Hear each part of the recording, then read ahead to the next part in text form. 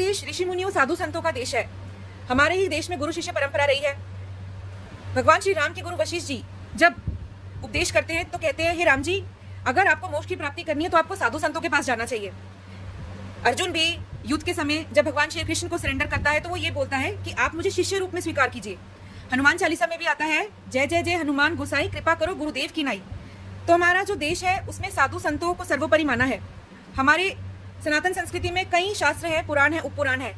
आज की डेट में अगर हम संतों महापुरुषों का सत्संग सुनते हैं तो हम अपने शास्त्रों और इन पुराणों का ज्ञान प्राप्त करते हैं। प्रेमानंद जी महाराज के लिए मेरे मन में बहुत रिस्पेक्ट है।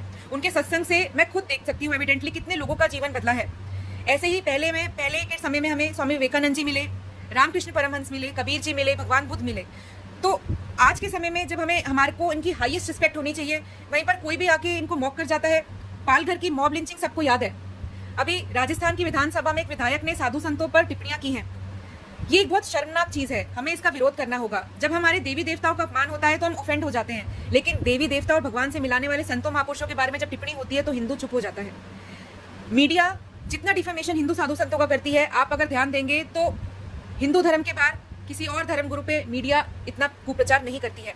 आज तक कितने सारे ऐसे साधु संत हुए हैं जिन पर झूठे इल्जाम लगाए गए, मीडिया ने शोर मचाया, लेकिन जब इन पे ये इनोसेंट प्रूव हुए तब मीडिया ने चुप्पी साध ली। तो ये टारगेट करने का एक और तरीका है, ये सनातन धर्म को टारगेट करने का एक तरीका है। देवी देवताओं को मॉक करने के लिए मूवीज तो बॉलीवुड बनाता ही था, लेकिन अब उन्होंने हिंदू साधु को डिफेम करने के लिए, ताकि हमारी आस्था, हमारी श्रद्धा जो है हमारे साधु महापुरुषों के प्रति, उनके प्रति हट जाए, उसके लिए उन्होंने वेब सीरीज बनाना भी चालू कर दिया। हम लोग को किस तरह का कंटेंट कंज्यूम करना है, कौन सा एंटी हिंदू है, कौन सा कंटेंट देखने लायक है, इसको हमें वाइजली चूज करना पड़ेगा। जहाँ पे भी हमारे हिंदू साधु संतों या देवी देवताओं किसी भी प्रकार की टिप्पणी हो, में उसका पुरजोर से विरोध करना होगा। और किसी भी साधु संत पर अगर कोई एलिगेशन लगता है, कोई एक्यूजेशन लगता है और मीडिया ट्रायल चलता है, तो हमें खुद सेल्फ एनालिसिस करना होगा कि वाकई में ऐसा है। रिसेंटली में या बीते कुछ सालों में किसी महापुरुष पर, साधु संत पर कोई एलिगेशन लगी हो, वो इनोसेंट प्रूव हुई हो, आपने अगर किसी ऐसे केस के बारे में रिसर्च किया है तो कमेंट में हमें जरूर बताइए।